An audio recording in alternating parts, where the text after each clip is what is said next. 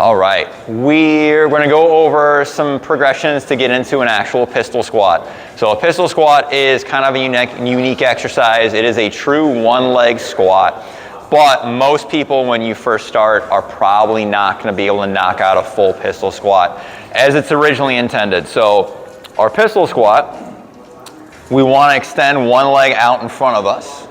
We're going to hold our arms out in front of us to counterbalance. Now this is something that can be loaded over time too, but we're just going to start with just the bodyweight version of it. So we're going to get our leg extended out.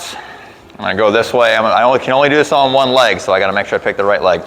So I'm going to put my leg out. My hands are going to go out in front of me, and I'm going to descend all the way down so my glute hits my heel before I push myself back up. So this is an extremely full range of motion squat. I'm going to go here. I'm going to come all the way down. Keep this leg up. Come down so my glute is hitting my heel, and then all the way back up. Now, the goal behind this challenge is just to be able to get to do one of those things. So the first thing you need to do is establish, can you actually do one or not? If you can't, you're going to stay on this video. This is going to take you through a bunch of different progressions in order to get that low. If you can do those, skip ahead to a different video. It's going to be linked up here. And then that's going to take you to some more advanced versions of the pistol squat. So here we go. Okay. So the first regression we're going to use from the pistol squat, if you can't do one, is we're going to squat to a fixed height. So we're going to be using a bench. Now, depending on what you have access to, you can use benches, plyometric boxes. We need the ability to kind of gradually make the surface we're squatting to lower and lower.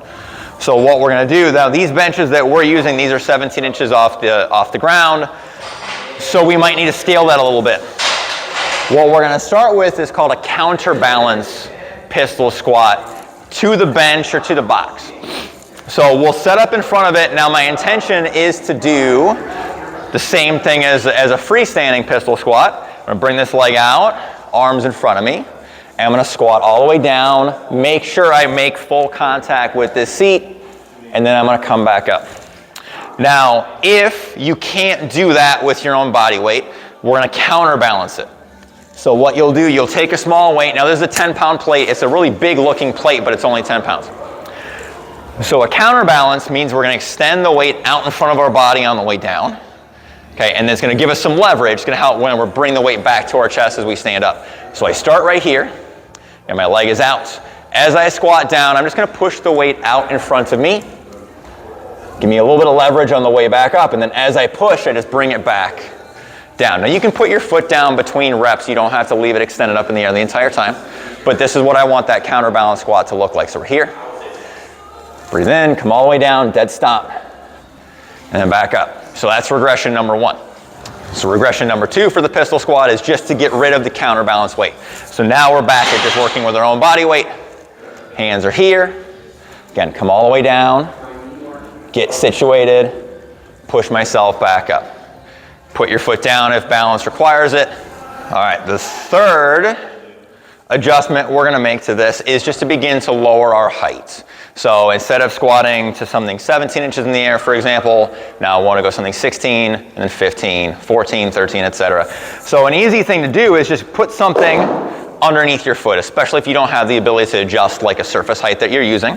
Just put something underneath you so that the thing you're squatting to feels like it's lower. So this is a 1-inch weight plate that I'm currently standing on.